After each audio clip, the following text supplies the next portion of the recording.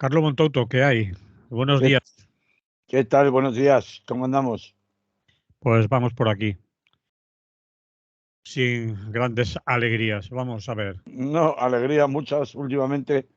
Bueno, tenemos una mala racha. ¿Qué le vamos a hacer, chicos? Bueno, Esto se soluciona con la lotería de verano, que ahora está el Ministerio de Hacienda haciéndole publicidad para que te vayas de vacaciones, como toca, en un crucero, en algún viaje de estos exóticos, tal, porque total, como en el mundo no pasa nada, pues tampoco. Y si pasa, oye, pues son problemas de otros, míos no son, no nos afectan, pues total, uno se va de vacaciones como toca y el mundo se mira de otra manera, ¿no te parece? Es lo que sí, sí. tiene el privilegio del dinero, claro. Muy bien. Ecuador. Vamos al grano. La siguiente ficha del dominó latinoamericano. Y A- alguien diría, ¿cómo es posible que este no empiece hablando de lo que está hablando todo el mundo? Pues mira, Pues ya justamente por las eso. llamarás, espera, no se lo adelantes a la gente. Claro, por eso mismo, en esta edición del martes de Es lo que hay, pues ya sabes que nos gusta siempre meter alguna de canto de lo que, bueno, sí sale en los medios, pero no se le da tampoco mucho bombo, ¿no? ¿Qué está pasando en Ecuador, Manolo? Que andan un poco revueltos por allá, ¿no? Parece, ¿o qué? Sí, se quieren cargar al presidente, ¿no? Ay, qué mala la gente, sobre todo los indios estos, que es que los indiecitos estos, hombre, asuman de una vez su posición natural de que los que mandan son los que mandan y los que mandan siempre, y que esta gente del campo que no sabe hablar castellano, no va de vacaciones a Miami los fines de semana y estas cosas, pues cómo osan revolverse y protestar? ¿Qué cosas tienen, Manolo? ¿Qué cosas tienen? Pues andan en ello y lo tenían a punto, ¿no? No sé cómo está ahora la... Pues estaba bien jodida. Porque te cuento que este fin de semana han Sí, se pasado un montón aplazó. de cosas. ¿Cómo? Que se aplazó, se detuvo la Por votación. dos veces, por dos Sí. veces. Pues entonces, a ver, yo no sé cómo está en este momento. Bueno, pues vamos a poner un poco en orden la En situación, orden. ¿no? Va, contexto. Eh, Eso. Vamos a poner un poco en orden la situación, sí. Efectivamente, la Asamblea de Ecuador se había reunido con un único orden del día, que era el de cesar, bueno, el de votar una moción de censura de dudosas posibilidades de éxito, todo hay que decirlo, Mm, contra el presidente elegido hace solo un año, el ex banquero y economista Guillermo Lasso, mm. que derrotó a los correístas en aquella contienda electoral de 2021, en resultado, por cierto, tan ajustadísimo que hay bastantes dudas acerca de su legalidad. Pero la sangre ya había corrido y de forma bastante importante en las movilizaciones que se produjeron en 2019 y que encabezó precisamente como ahora la CONAIE, a ver si lo digo Ahí, bien, con ahí. CONAIE, que es la organización indígena compuesta por nacionalidades, pueblos, comunidades, centros y asociaciones indígenas del Ecuador, y que dio lugar, a diferencia de lo que ha pasado ahora, que se habla de 4 o 5 muertos, dio lugar a una cifra de muertos, la tengo por ahí, luego sí, pues la encuentro bastante más elevada, ¿no? Y eso probablemente frenó un poco las movilizaciones contra el resultado de las elecciones de 2021. Pero, a ver, fíjate, Manolo, que un poco las movilizaciones que ahora se han producido y que han dado pie a que tanto el sábado como el domingo la Asamblea Nacional se reuniera para ver si efectivamente se defenestraba a Guillermo Lasso o no, como en las de 2019 se consiguió defenestrar al presidente Lenín Moreno, Mm. pues en ambos dos casos se han producido precisamente por el encarecimiento de las condiciones de vida. Es decir, lo que está detrás, aunque la prensa internacional y también por supuesto, las posiciones que dentro de Ecuador defienden al gobierno han pretendido explicar o vincular las protestas indígenas encabezadas por Leónidas Iza con el sector correísta de la oposición, tratando de justificarlas o presentarlas como una especie de revancha o de tratar de ganar en las calles lo que no ganaron en las urnas. La realidad es que tras el paro nacional de 11 días y los 4 muertos oficialmente reconocidos, se supone que puede haber más, de estas protestas, tienen detrás y se ponen en marcha, no hay más que ver el catálogo de 10 puntos que Leónidas Iza ha puesto encima de la mesa y de los que ha advertido que no se va de las marchas y los paros y las huelgas si no hay la ambición por el gobierno de todos estos 10 puntos que ahora muy brevemente comentaré. Son en definitiva protestas que cuando se examinan y reivindicaciones cuando se examinan te das cuenta que tienen mucho que ver con la confluencia económica internacional y aparte con el descontrol absoluto que el anterior gobierno de Lenín Moreno había dejado sumido al país, ¿no?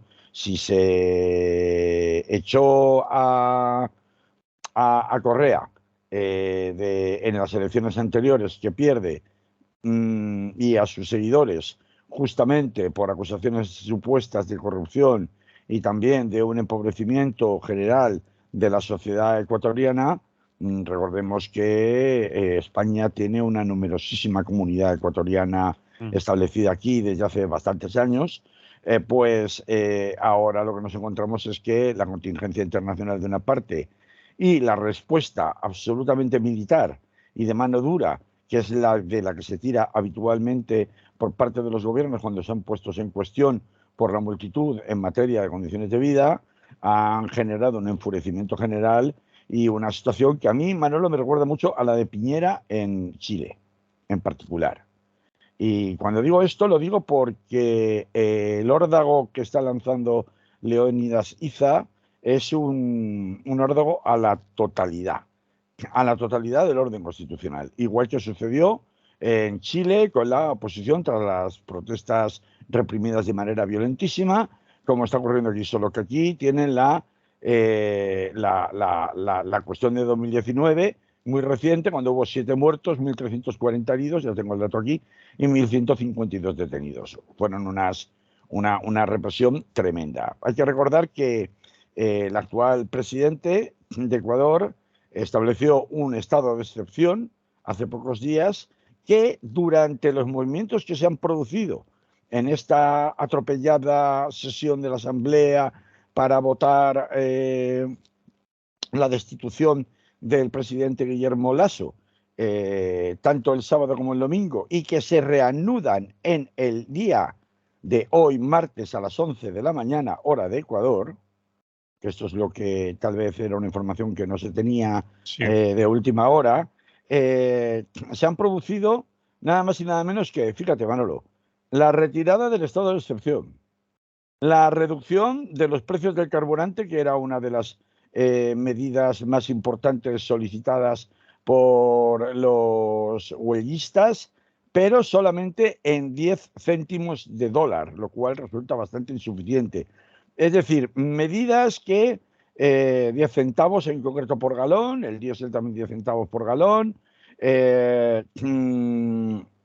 Se está hablando de que se pueden introducir otras medidas distintas en relación o para contentar a los huelguistas y que desistan de este cerco que tienen en este momento en las calles, que es distinto, aunque sea en paralelo, al que se está produciendo en la Asamblea Nacional, el equivalente al Congreso de los Diputados de Quito. También hay mensajes en los cuales del presidente diciendo que, bueno, pues que se van a investigar los abusos o malos tratos policiales. Es decir, empieza a haber tímidas concesiones por parte del gobierno que hasta ahora había enfrentado la crisis con una solución estrictamente policial y de mano dura, porque se dan cuenta que no pueden con una crisis solucionar una crisis de semejante envergadura solo con la represión policial y militar. Y esto me recuerda muy mucho con las tímidas concesiones que Piñera también trató de hacer para ver si conseguía frenar la avalancha que se le vino encima desde las calles, pero que naturalmente ha provocado, en el caso de Ecuador, como sucedió en el caso de Chile, que estas concesiones tímidas sean calificadas desde luego de insuficientes y además de eso que refuercen aún más la convicción de los huelguistas en que el gobierno actual está en una posición débil y salga adelante o no salga adelante la moción de censura a la Asamblea Nacional, pueda acabar cayendo por la presión no tanto legislativa, sino por la presión de la calle. Hay incluso un grupo político que, y no está asociado con los jorreístas, que tiene 69 diputados en la Asamblea Nacional, que ha puesto sus cargos a disposición, salga o no salga, para forzar la convocatoria de unas nuevas elecciones legislativas.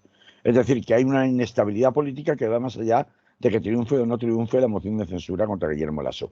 Yo quiero que nuestros oyentes y oyentas sepan cuáles son los 10 puntos de la agenda en lucha del pueblo indígena ecuatoriano. Y es muy interesante que sea el pueblo indígena ecuatoriano el que esté encarnando la vanguardia de las luchas contra la posición elitista y cerrada del gobierno de Ecuador, porque recuerda, por un lado, la revolución andina de Bolivia con Evo Morales.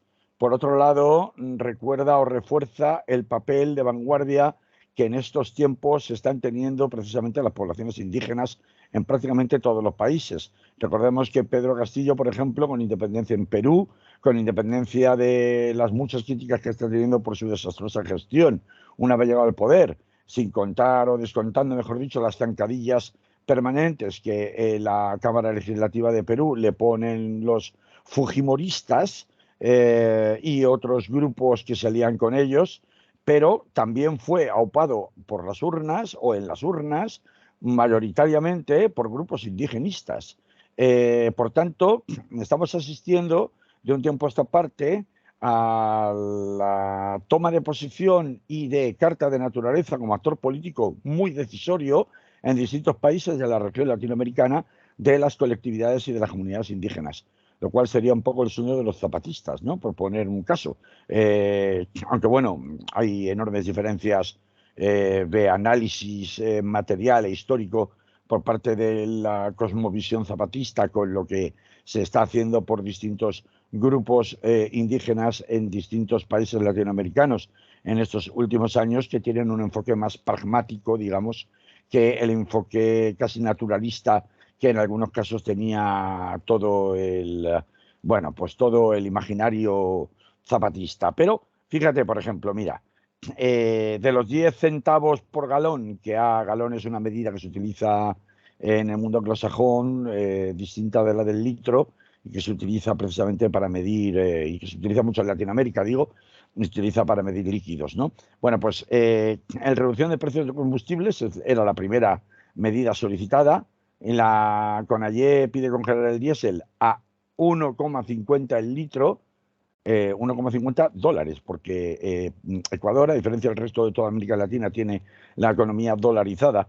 En el caso de la gasolina extra y Ecopaís, que sería el equivalente al diésel, a 2,10. Bueno, se busca alivio económico, beneficiar a más de 4 millones de familias con una moratoria de mínimo un año y renegociar las deudas con reducción de las tasas de interés. También se pide prohibir el embargo de bienes como casas, terrenos y vehículos por falta de pago. Bueno, es que estas moratorias son moratorias normales, aquí las hemos visto, con las medidas más o menos paliativas del gobierno español cuando la situación de crisis provocada por la pandemia. Recordemos que la pandemia afectó muy terriblemente y todos recordaremos las imágenes de los muertos provocados por la COVID-19 hacinándose en las calles de Guayaquil y de Quito sin que nadie pudiera venir a recogerlos, envueltos a veces en bolsas de basura, ¿no?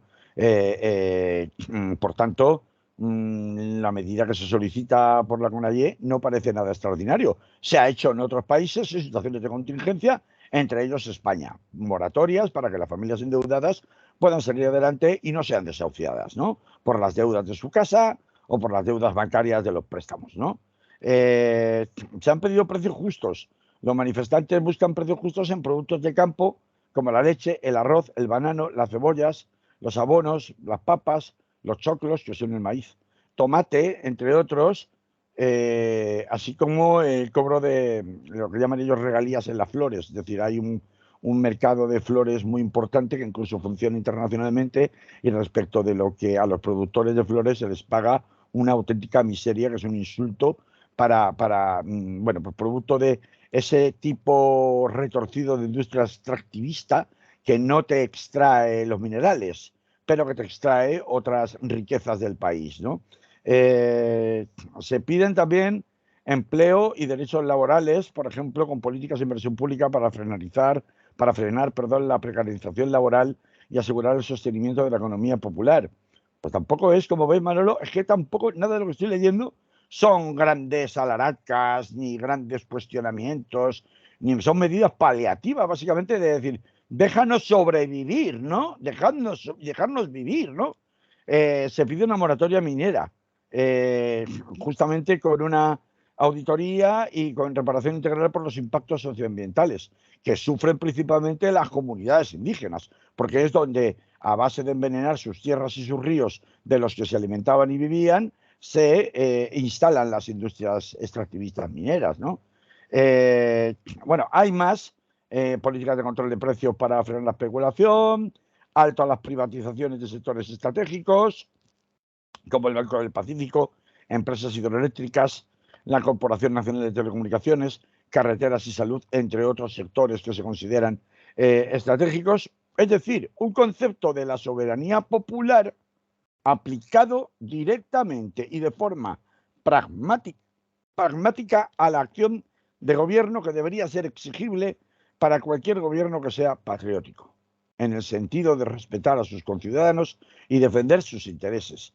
Todo esto no se está produciendo, evidentemente no se produjo con Lenín Moreno, menos se está produciendo con Guillermo Lasso, que es un neoliberal de carrera bancaria, son las políticas que están exigiendo, en fin, hay más, en materia de seguridad y protección, en materia de salud y educación.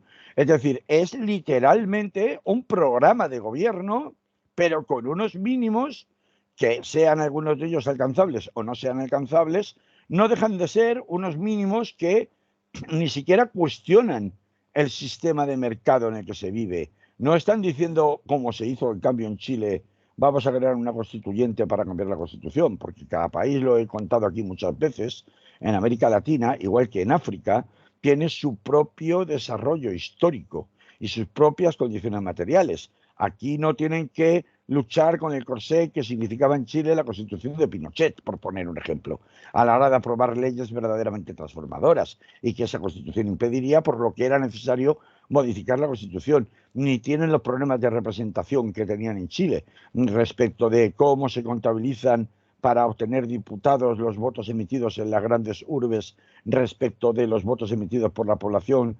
que vive en grandes espacios abiertos en el campo.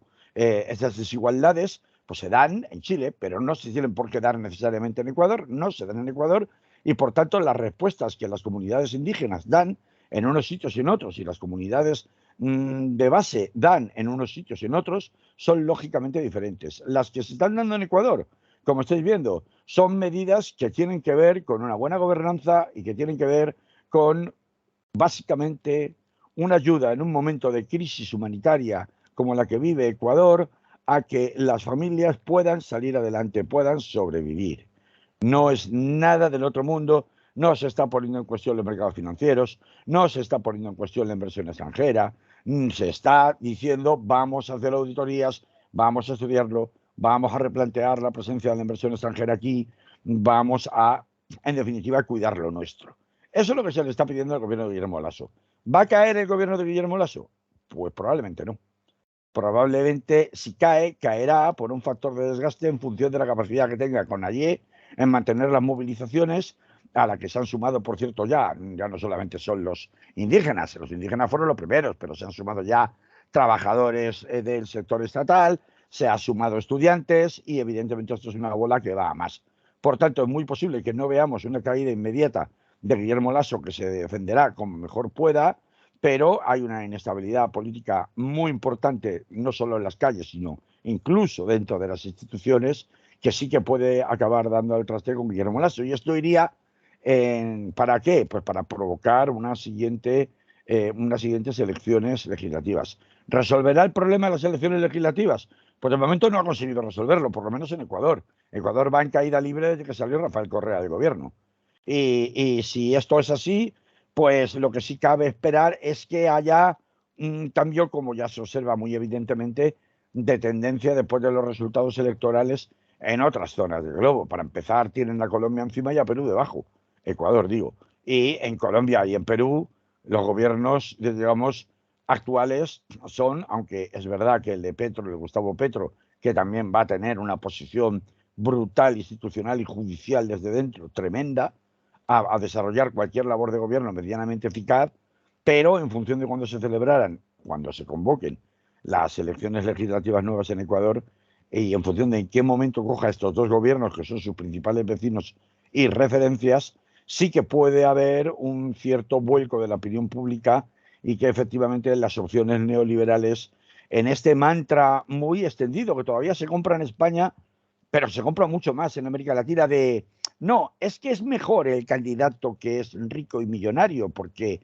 el candidato rico y millonario no te va a robar, que es un argumento totalmente infantil, pero que es un argumento que todavía cala muchísimo en buena parte de las poblaciones, sobre todo de clases medias, dentro de que las clases medias allí no tienen el número de personas que puedan tener en Europa, pero sigue siendo un argumento que se compra mucho, que se vende mucho, porque además hay una propaganda machacona que hace en todos los medios de comunicación estándar. Contra esto, por ejemplo, tuvo que luchar en Colombia Gustavo Petro y Francia Márquez, acerca de es que los rojos siempre roban, los rojos no saben gestionar, cuando hay momentos de crisis hay que concederles la gestión del gobierno a los que saben gestionar. ¿Y quiénes son los que saben gestionar? Los ricos, los que se han hecho ricos, porque hombre, algo sabrán si se han hecho ricos, ¿no? Los bancos, esta gente que sabe, esos no te van a robar, porque total, si ya son ricos, ¿para qué te van a robar? Claro, esto que es un argumento que hemos escuchado en España 1000 veces. Y de hecho, los españoles votamos igual. Cuando la crisis está muy mal, es que la izquierda no sabe gestionar, vamos a darle la gestión a los que saben. Y todos los que saben son Montoro, ahora Feijóo, que escuchamos constantemente hablar de Feijóo. Todo el rato. Buen gestor, moderado, un tío prudente. Ahí están todo el rato construyendo ese discurso, ese perfil, ese relato en relación a ese supuesto líder, para que sea el relevo de Pedro Sánchez de las próximas elecciones. Es decir, el relato del buen gestor siempre pertenece a la derecha. El relato de los soñadores, pero que son aventureros políticos en los que no te puedes fiar, siempre pertenece a la izquierda. Y este mantra es un mantra que compramos en Europa en general, en España en particular, y por tanto también lo compran en América Latina. No es que los latinoamericanos sean especialmente tontos, es que es un discurso que en función de los contrapoderes, sobre todo en materia de marketing y medios de comunicación, puede haber cuando es un país con una sociedad civil más sólida, posee más contrapoderes para neutralizar esas campañas de desinformación constantes que se hacen desde que tienen el control de los medios, y pues cuando hay menos contrapoderes, pues evidentemente es más fácil convencer a la gente, a la opinión pública, de este mantra falso de que el buen gestor es siempre el rico, porque el rico no te va a robar, ¿no? Y bueno, pues en esa línea está si se vencerá ese discurso o no se vencerá, como no se venció en las elecciones pasadas del 2021 en Ecuador, pues eso es lo que se estará por ver. O sea que así están las cosas, por eso decía que Ecuador, otra ficha de dominó en el tablero latinoamericano que parece apuntar, aunque sea con pasitos cortos, hacia una transición del modelo neoliberal que ha estado imperando en la década del 2000 al 2010, 2012 aproximadamente, y en parte también en la década pasada, a un modelo nuevo que esperemos que traiga más alegrías para la justicia social y para la igualdad, ¿no? Muy bien, pues eso ha sido el repaso a lo que está ocurriendo en Ecuador. Pues sí, ¿Nos vamos a otro sitio? sí. ¿A dónde quieres que nos vayamos? A Melilla, por ejemplo. Vaya, hombre, qué casualidad. No me lo imaginaba yo. Los migrantes sentencian a Pedro Sánchez en toda España. ¿Te refieres a las movilizaciones que hubo en el día de Sí, el fin de semana semana, el domingo? y ayer, bueno, no, el sábado ya hubo, el domingo, y hay un calendario, podéis entrar, por Sí, ejemplo, en la página podermigrante.es, Es una Sí, página web que para en allá donde está también todo el hacía. calendario de actividades, ¿no? Y dura hasta el jueves, creo que hay programados en distintos sitios de España, porque no todos los sitios tienen la misma capacidad de movilización, teniendo en cuenta que han sido todo movilizaciones improvisadas. Movilizaciones improvisadas sin prácticamente, no sé en Barcelona, igual sí, pero que yo sepa, en Madrid creo que no, o si estaban era a título personal, pero quiero decir, sin representantes políticos. Desde luego en Valencia, que es en la que estuve yo el domingo pasado, no había ni un solo representante político de ninguna fuerza política. Porque además no éramos tantos y se hubiera sabido. Mm. Bueno, yo sí, me refiero evidentemente a lo que pasa en Melilla, pero no voy a repetir todo lo que estuvisteis contando ayer aquí en la radio, en unos espacios y en otros, lo que es el tema de actualidad, de Abre Telediarios incluso. Tampoco voy a entrar en las dinámicas, es decir, voy a procurar no repetir, sino complementar lo que se estuvo contando en el día de ayer aquí en la emisora y en otros muchísimos medios de comunicación, ¿vale? Y lo voy a contar desde una perspectiva que solo te da haber estado presente y hablar con la gente que, al menos en Valencia, en torno a 500, movilizaron de forma, como digo, pues muy dificultosa, porque al final eran 4 o 5 personas las que movieron a todos los demás, a todas las demás asociaciones que no daban el paso. Asociaciones me refiero tanto de migrantes como de acogida, como racializadas en general, que no daban el paso por sí solas. A veces hace falta que haya 4 o 5 echados para adelante, que sean los que al final se pongan a coger el teléfono y coger el mail y bombardear a todo el mundo para para acabar convenciéndoles de que vengan, ¿no?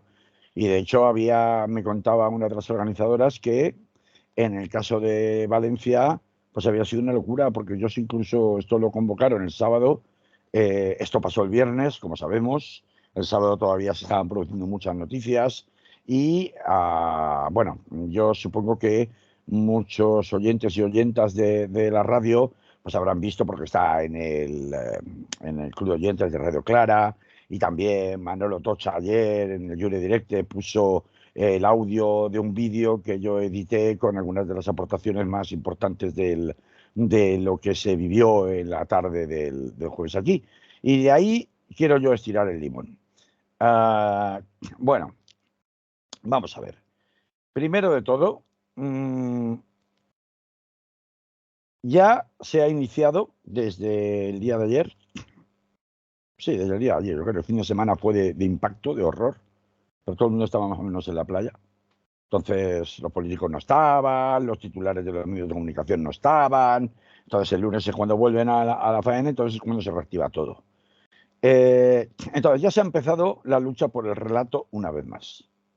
El relato ahora pasa por decir, las mafias tienen la culpa, esto, vamos a ver, no es nuevo, ya sabemos que Pedro Sánchez lo dijo el sábado, ya sabemos que sus ministras lo volvieron a repetir, pero es que a día de ayer y hoy lo siguen repitiendo y lo van a seguir repitiendo mientras la Unión Europea les da una palmadita en la espalda. Digo que lo van a seguir repitiendo porque este tema va a salir, si no específicamente el de Melilla, sí que va a salir en el nuevo plan estratégico que la OTAN va a formular para los próximos años en la cumbre de Madrid, que se va a celebrar mañana y pasado mañana, ¿no?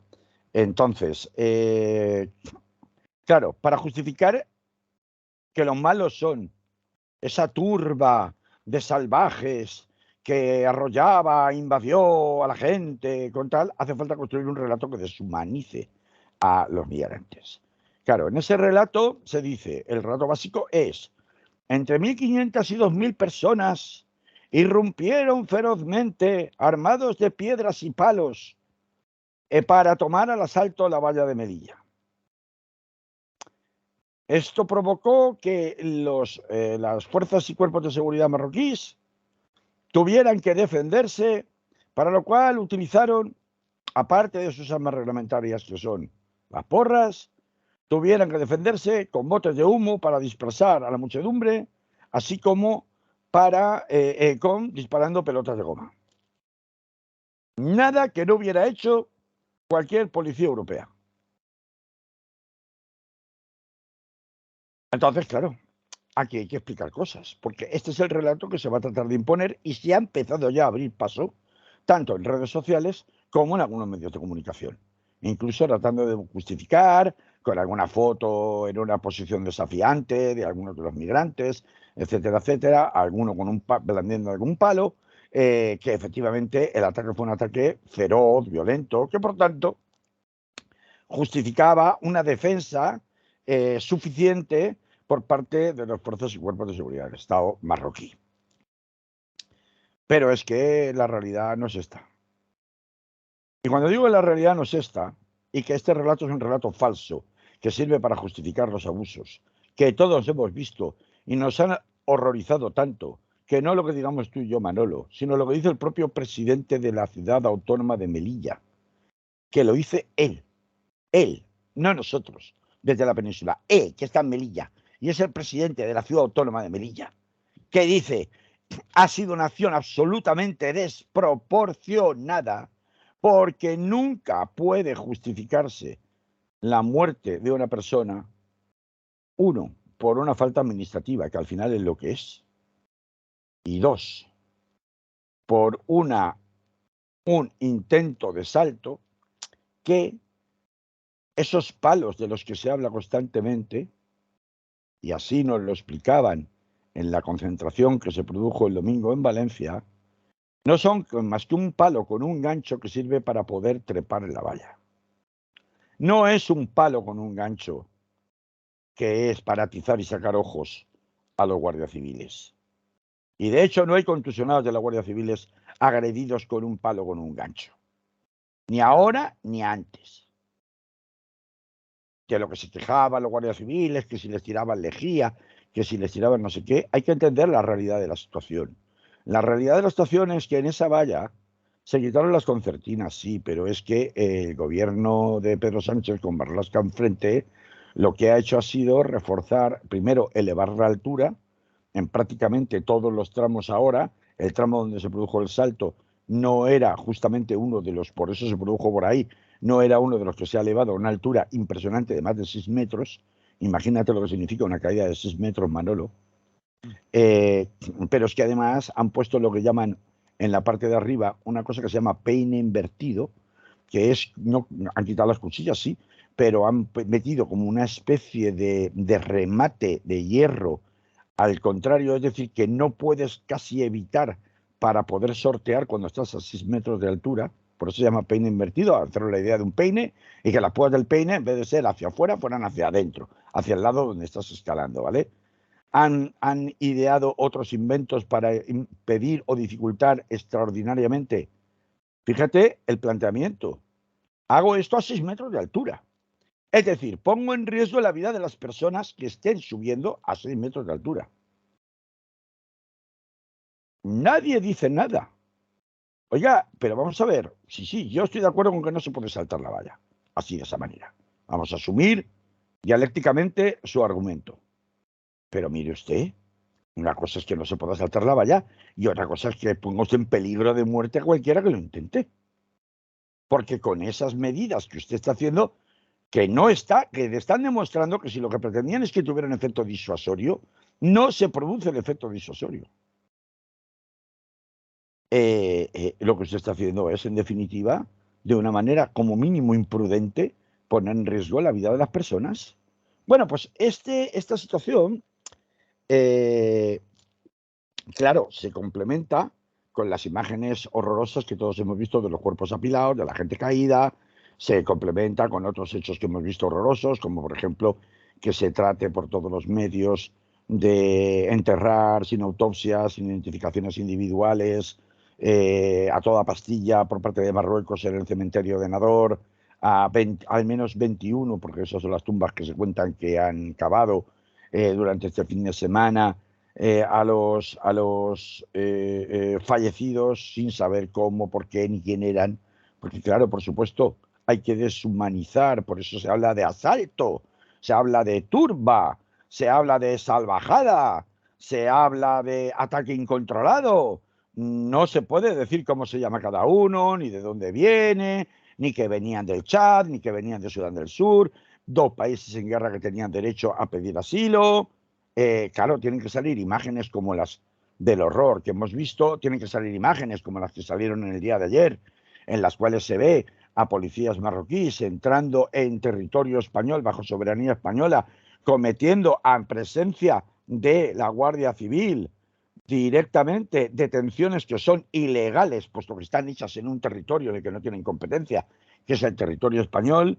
Hemos visto y consta, y lo podéis consultar en uno de los, tanto en la Asociación de Derechos Humanos marroquí, como en las informaciones que traslada Elena Maleno desde Caminando en Fronteras, que había menores de 15, 16 y 17 años a los que no se dio ninguna opción ni de protección de la infancia, ni tampoco, por supuesto, de solicitud de derecho de asilo.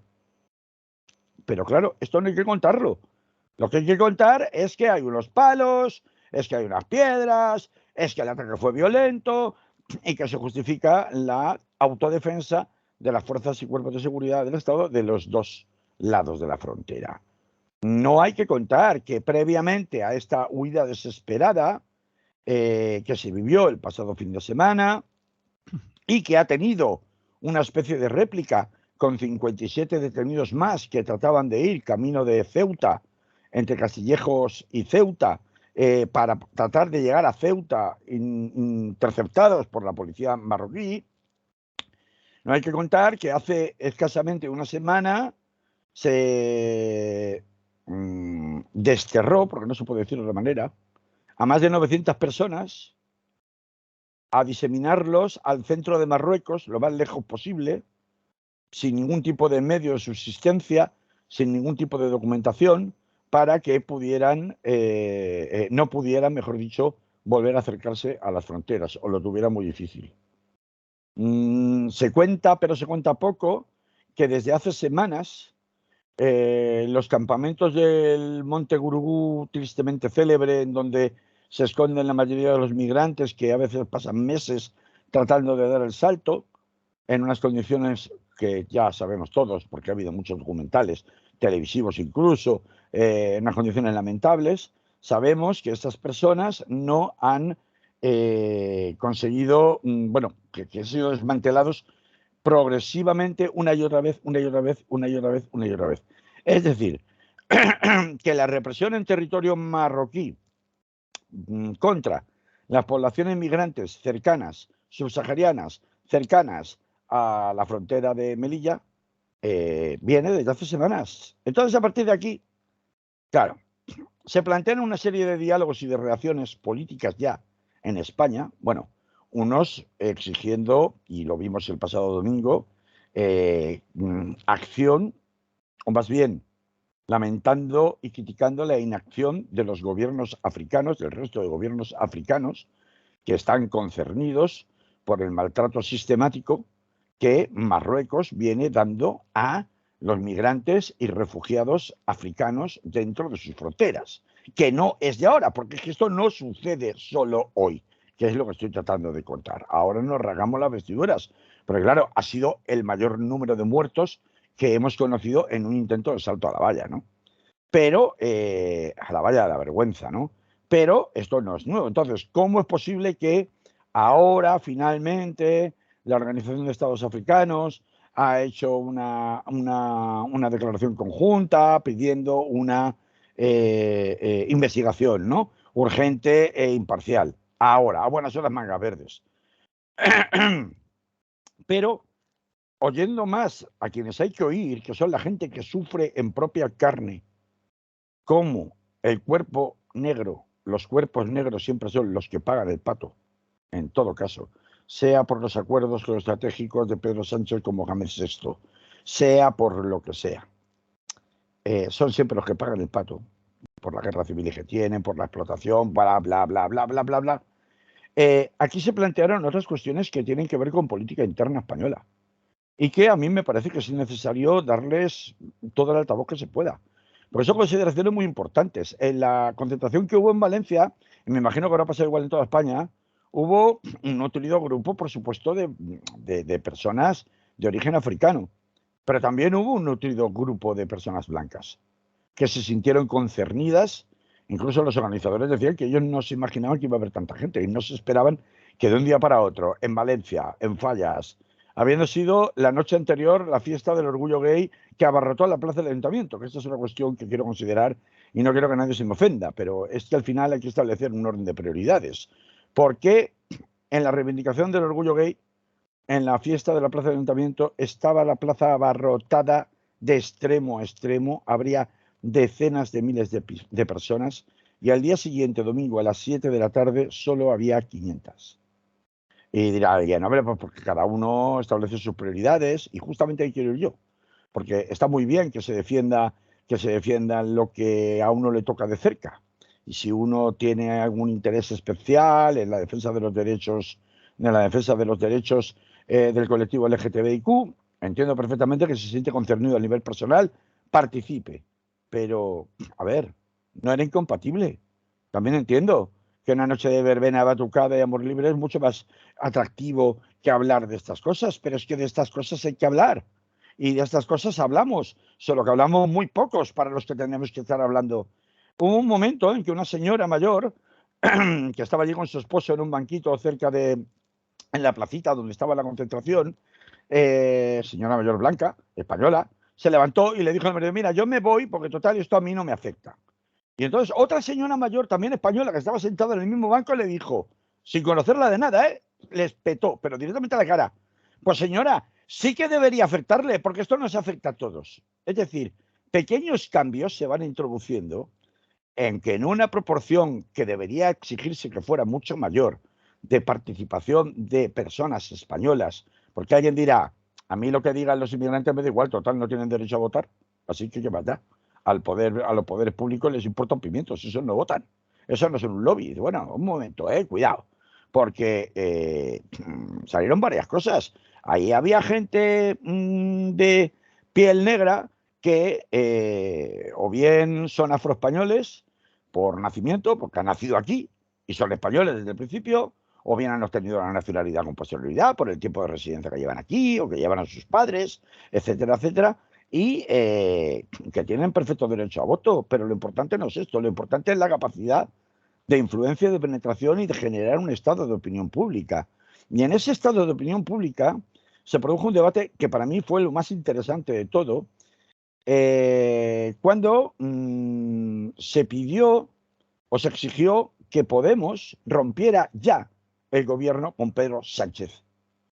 Claro, no les van a hacer caso, es evidente. Claro que no les van a hacer caso, pero allí había bases y militantes socialistas que así lo reconocieron en la concentración. Y decían, claro, utilizaban el argumento del miedo. Pero hombre, es que a alguien habrá que votar. Nosotros no estamos nada de acuerdo. Las bases socialistas no están en absoluto de acuerdo con lo que hacen sus dirigentes y lo que hace Pedro Sánchez. Y menos en estos temas. Pero claro, ¿qué queréis? Es que al final tenemos que tener claro quiénes son los enemigos. Y los enemigos es Vox, PP y Ciudadanos.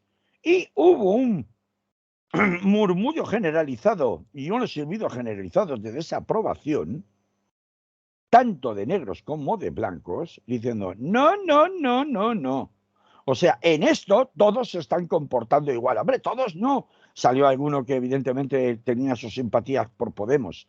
Todos no, todos no lo mismo. Bueno, pues entonces, es decir, se generó algo que yo nunca había visto.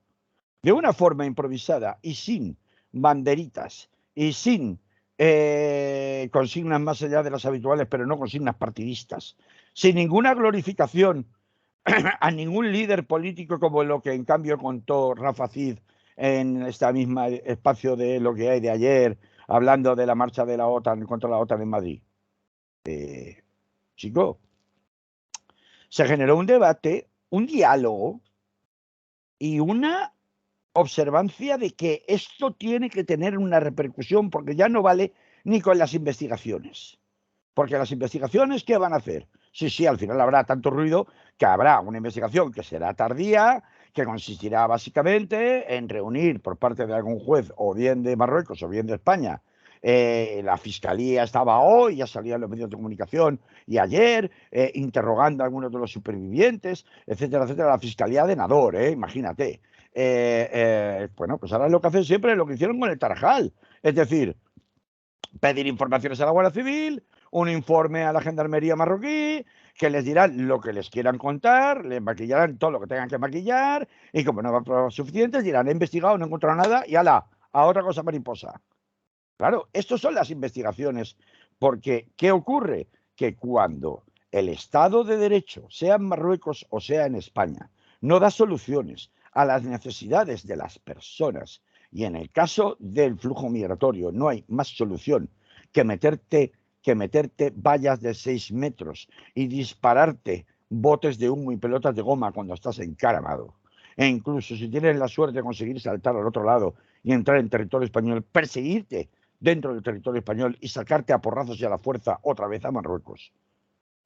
Cuando eso ocurre, pues nada, majete, 4.400 y pico muertos hemos tenido en el Mediterráneo y en el Atlántico, en rutas migratorias, en canoas en España. Nos estamos aquí en dirección a España, solo a España en 2021. 4.400 y pico muertos hemos tenido.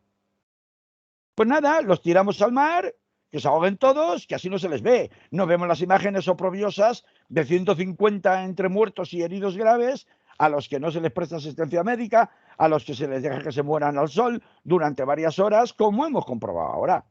Pero es que este es el discurso de Frontex no solamente es un discurso que no se va a revisar, sino que se va a reforzar en la cumbre de la OTAN en Madrid 2022. Y ahora, si quieres, ya pasamos a hablar de lo que nos quede, si nos queda algo de la OTAN. Porque es que realmente, ¿qué queremos? Pues seguir tirándolos fuera, poner puertas al campo lo que tiene. Al final, ¿qué vas a hacer? Pues que si no hay posibilidad y se hace imposible el tránsito a pie, es decir, por tierra, pues la gente se buscará la vida para seguir jugándosela en el mar. Seguiremos externalizando fronteras, Italia con Libia, Grecia con Turquía, España con Marruecos, y esta es la política diseñada de seguridad de la Unión Europea, que va a ser sacralizada en la OTAN en la cumbre de mañana y pasado mañana. Entonces, pues bueno, pues los migrantes dirán, ni que mafia ni que leches, coyotes ha habido toda la vida que ayudaran a pasar las fronteras. Lo ha habido y lo sabrá, porque hay una necesidad de pasar. Entonces, mientras no te plantees otro tipo de control del flujo migratorio que solo sea este, pues la gente seguirá muriendo en el mar. Y bueno, pues mírate las cifras. Hemos pasado en 2018, estoy hablando de memoria, de 800 y pico muertos en el mar con destino a España a 4.400 y pico en 2021. Con eso que te diga. Bueno, pues vamos con la OTAN, pero te lo digo, 5 minutos, ¿eh? Vale. Pues mírate el reloj. 5 minutos, la OTAN, los que pagamos el negocio de la muerte para la paz. Los que pagamos el negocio de la muerte para la paz. Pues sí, claro, porque... Es decir, ¿Por qué? Porque tú no has oído a la señora Margarita Robles, ministra de Defensa, diciendo que la OTAN no es una organización de paz. Madre mía. La señora... Pero realmente, ¿qué ha venido a hacer la OTAN a Madrid? Esa cumbre que se supone que es la madre de todas las cumbres de la OTAN.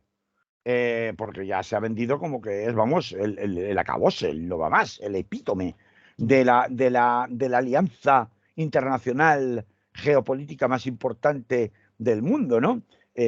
Bueno, pues ¿a qué ha venido? Ha venido a hablar de 3 cosas. Algunas son despistes, sí, tienen importancia, pero se les da una importancia que es menor en relación a la gorda. Si Suecia y Finlandia pasan ya directamente a ser socios de la OTAN. ¿Y qué tipo de mecanismos de protección les garantizará la OTAN? Que es lo mismo que pasa con los acuerdos entre Pedro Sánchez y Mohamed VI en materia de seguridad, que evidentemente en algún momento va a tener que explicar, y si no es con el caso de las vallas de Melilla, no sé cuándo lo va a hacer, pero que en definitiva no garantizan ni blindan como se esperaría. Se está hablando estos días de que en la cumbre de la OTAN podría incluirse en el artículo 5 del tratado la protección blindada por parte de la OTAN de Ceuta y Melilla, que en su momento no estaban dentro de Ceuta y Melilla, y sin embargo eso al final no resuelve nada, ni garantiza nada, porque al final, para que tú tengas la protección de la OTAN, hay que decirlo, para que la gente no se llame engaño, no es automática. Cuando tú sufres una agresión, la respuesta por supuestamente una potencia extranjera o por un enemigo común, como puede ser, por ejemplo, una amenaza, un ataque integrista o de corte terrorista, etcétera, etcétera, en esos casos la protección, la respuesta depende, no es automática, repito, depende de lo que decidan los Estados miembros. Hay un comité permanente de seguridad y luego hay unas consultas a los Estados. O sea, en definitiva, si finalmente Marruecos un día se planteara, y por eso toda la historia de Pedro Sánchez con el Sáhara, etcétera, etcétera,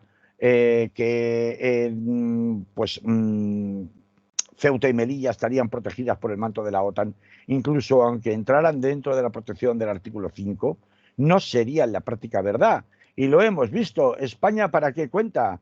¿Quiénes fueron a ver a Zelensky a Kiev? Emmanuel Macron, Scholz y el presidente italiano. ¿Dónde estaba Pedro Sánchez? No estaba. España no cuenta. Ya había ido antes, Carlos. Pero no había ido en la cumbre, en esa cumbre específica con los plenipotenciarios de la Unión Europea. No. Claro que no. Ahora va a recibir a Joe Biden, la reina. Venga, americanos, os recibimos con alegría. Ole con ole. Bueno, pues eso es, ¿no? Es decir, hay un despliegue impresionante de la diplomacia española haciendo ver de la importancia internacional. Mentira cochina. Vamos a ver, es decir, esto al final, todo este viraje se ha producido en política exterior española en el norte de África, se ha producido como consecuencia muy evidente del reforzamiento y confirmación por parte de Joe Biden de lo que ya empezó con Donald Trump, en relación al papel que para Estados Unidos como gendarme de la zona representa mucho más Marruecos que España, y en particular en ese triángulo que formaría Marruecos con Israel, que se nos olvida, la alianza con Israel. Entonces, quiero decir, tú puedes vender todas las motos que quieras, pero a la hora de la verdad, lo que tenemos aquí es una cumbre de la OTAN que lo principal y más importante es que va a aprobar un nuevo concepto estratégico. ¿Y qué demonios es el nuevo concepto estratégico? Y esto es lo verdaderamente importante. Pues el nuevo concepto estratégico de la alianza, que no se retomaba desde el año 2010 y que se suele modificar aproximadamente cada 10 años, que ha cambiado absolutamente por completo, surgió de la Guerra Fría, ahí tenía que haberse muerto, ahora tenemos otros protocolos, otro escenario completamente distinto, hubo las primaveras árabes, ha habido los conflictos comerciales con China, evidentemente la guerra de Ucrania, lo que plantea este nuevo protocolo es que hay una viralización de los peligros, es decir, hay una internacionalización de los peligros que supone que pueden afectar a la estabilidad de los países miembros de la OTAN, pero claro, la OTAN es una estrategia basada en la defensa en el mundo de los intereses geoestratégico-militares de Estados Unidos. Entonces, decir que ahora no, antes era el integrismo radical yihadista el gran peligro en 2010. Ahora no, ahora los enemigos son Rusia y China, y abiertamente te lo van a decir además. Rusia, a la que hay que contener en el espacio europeo, y de ahí la ampliación de la OTAN a otros países, incluso fronterizos de Rusia, que no solo son Finlandia y Suecia. Así que la inercia expansionista de la OTAN no solamente no se va a detener, sino que se va a impulsar desde el punto de vista de plan estratégico aprobado por los Estados miembros, por un lado. Por otro lado, un bloque de especial atención, que es el bloque del Pacífico Sur, que es toda la zona de China y Taiwán, y toda la zona que tiene que ver con los tigres asiáticos de producción, Singapur, Malasia, etcétera, etcétera. Por tanto, ya China pasa de no existir en las preocupaciones de la OTAN a ser el enemigo junto con Rusia. Y por último ya, pues otras cuestiones que tienen que ver con la guerra digital, la transición sostenible, etcétera, etcétera, que se hacen un poco pues para pues para mascarar un poquito, ¿no? Para embellecer un poquito lo que es el discurso gordo principal. Es decir, de aquí al año 2030-2032 se consolida en este encuentro de la OTAN de Madrid en junio de 2022, lo que se consolida es definitivamente la vuelta a la política de bloques.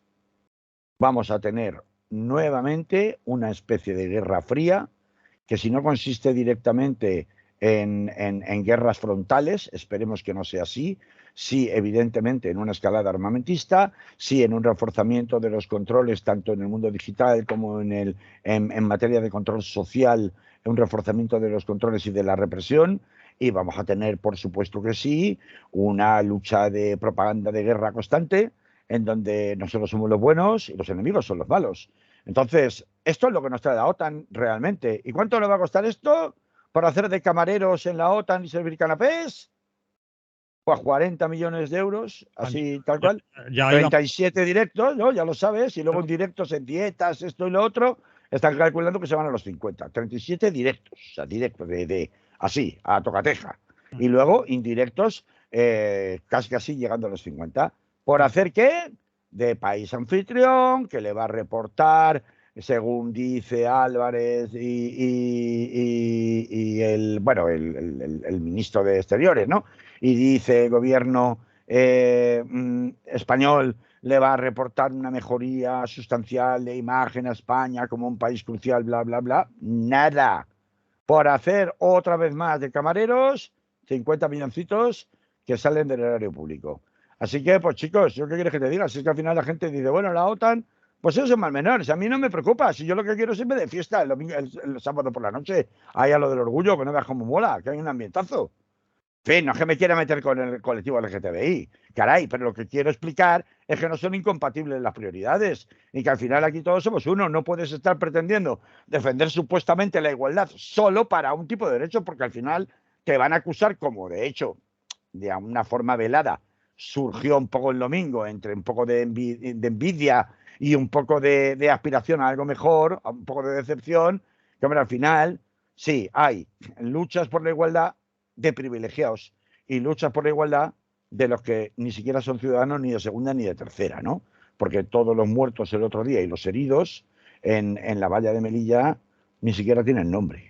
Con lo cual, cuando ya estamos hablando de gente que ni tiene nombre, ni identidad, ni respeto de ningún tipo, cuando se le pegan las costillas para saber si está muerto o está vivo, después de horas hacinados y amontonados unos encima de otros, recordando una de las imágenes más chuscas que yo recuerdo haber visto desde que estuve en la isla de Gorée, en Dakar, en Senegal, y la famosa puerta de los esclavos a América Latina, en las mazmorras en los que se les apilaba como si fueran animales unos encima de otros, pues esto que lo acabamos de volver a ver, pues parece ser que no moviliza y no preocupa a suficiente gente, no va conmigo, no me afecta a mí.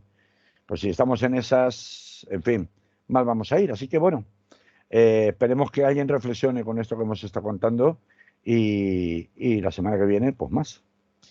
Eso es, Carlos. Lo dejamos aquí. La semana que viene más. Que reflexione el que pueda o los que O el puedan, que lo crea conveniente. que lo crea conveniente. Muy bien, saluditos. Salud. Hasta luego. Adiós. Muy bien, de aquí nos hemos ido y de aquí